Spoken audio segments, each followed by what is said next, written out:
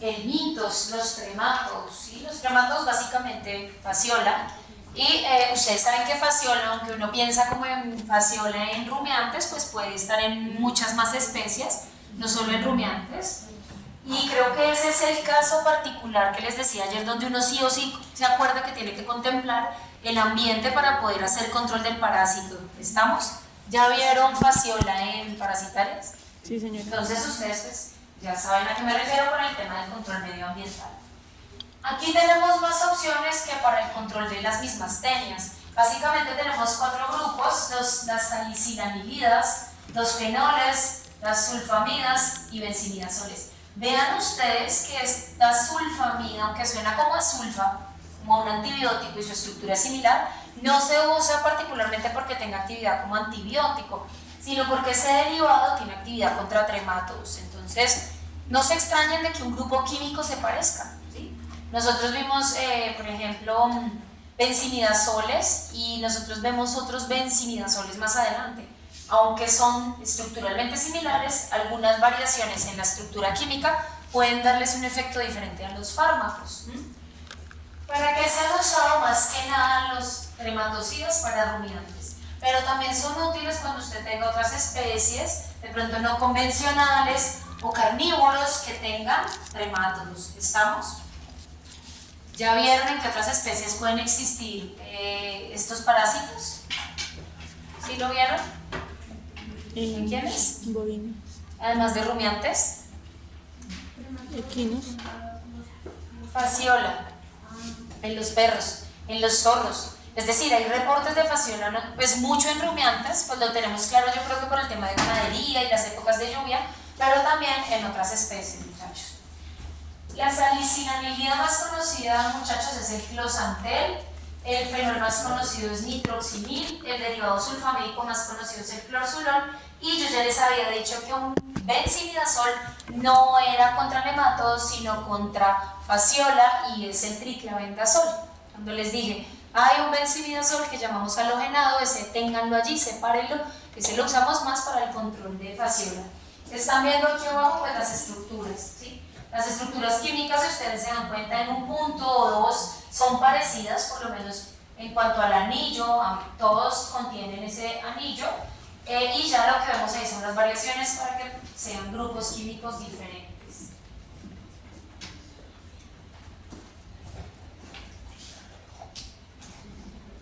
Entonces, chicas y chicos, el closantel y el triclavendazol, aquí hablamos de los grupos 1 y 4, closantel y triclavendazol en su mayoría tiene presentaciones para la vía oral. Yo les mencioné que había una llamada Trodax, pero pues hay más cosas presentes en el mercado. Y tiene presentaciones inyectables, pero de esto, la verdad, por ejemplo, muchachos, del triclavendazol lo que uno más usa es la forma oral, pero sí existen muchas otras presentaciones. Mientras que del nitroxinil y el clorzulón, que son los grupos 2 y 3, fármacos de los grupos 2 y 3, usted solo encuentra inyectables. Precisamente esas moléculas que son inyectables, uno encuentra combinaciones para ampliar el espectro, por ejemplo, ¿con qué? No sé si se les puso acá, con ivermectina. ¿Sí? Uno encuentra, por ejemplo, una ivermectina que es Ivomec-F, porque también cubre fasciola, más nematodos y parásitos externos, porque contiene básicamente clorzulón, o puede contener closantel también. Entonces, existe en el mercado un montón de productos que ya están diseñados para que entre las moléculas logremos con un esquema cubrir básicamente no solo nematodos, ¿cierto? Entonces, también cestos, también trematos e inclusive protozoarios. ¿Qué tiene que hacer uno, muchachos? La verdad es que conocer qué hay en el mercado para identificar cuál es la combinación que se ajusta mejor al parasitismo que tiene el animal. Entonces, de las salicilanilidas, yo les nombré principalmente al closantel como fármaco. Yo les decía, los mecanismos de acción de los desparasitantes principalmente se relacionan ¿no? con cambios en la estructura química o con cambios en la estructura de la tubulina y de la estructura del parásito, o con el metabolismo de la glucosa o la parálisis del parásito. Aquí para los trematos no generamos parálisis como si lo hacíamos por ejemplo en nematodos o en las mismas tenias. Aquí básicamente los medicamentos que son eficaces contra fasciola, muchachos, lo son gracias a que alteran el uso de la producción de energía. Uno se puede usar la glucosa o alteran, por ejemplo, la producción de ATP y de esa manera el parásito es eliminado. Entonces, muchachos, el closantel, que es una salicilanilida, lo que hace es desacoplar la fosforilación oxidativa.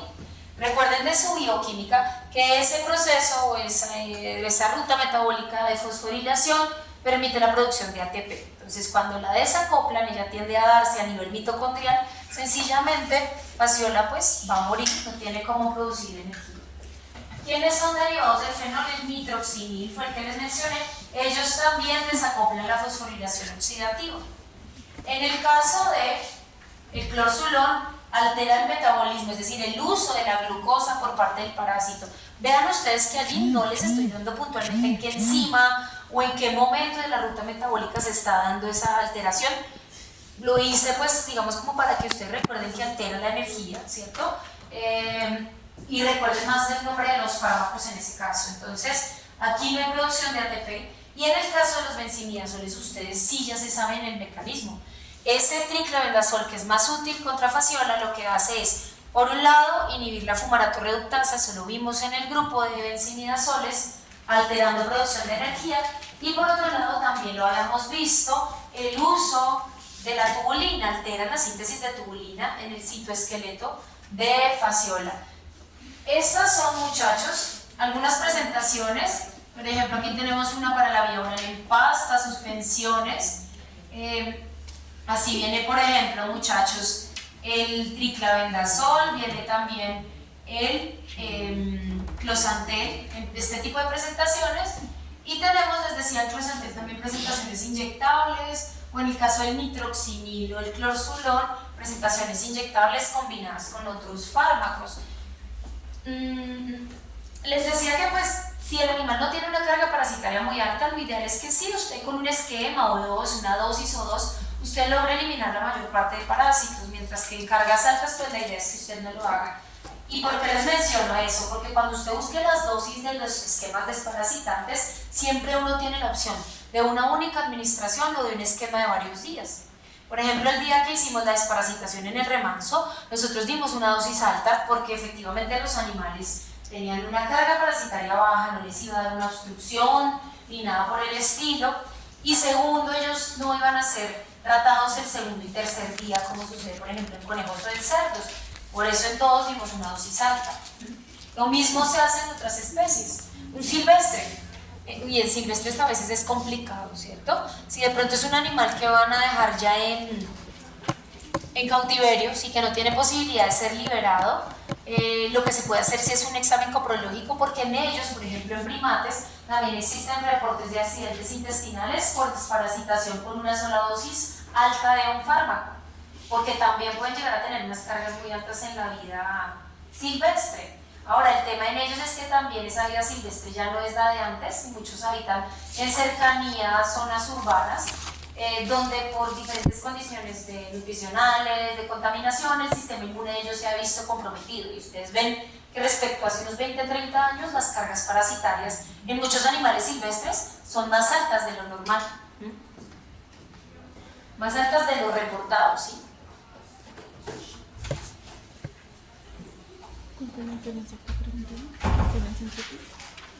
Entonces, chicos, ejemplos de que cubren la salicilanilida, los derivados del fenol, los derivados sulfamídicos y los benzimidazoles. Fasciola sí, muchachos, pero recuerden en estos esquemas desparasitantes que el mecanismo no solo es como decir matan fasciola porque alteran la síntesis de ATP o porque inhiben el uso de la glucosa.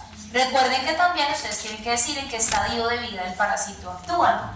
Muchachos, en el caso del closantel, actúa en larvas de más de 6 semanas principalmente. El nitroxinil, básicamente en los 4 estadios.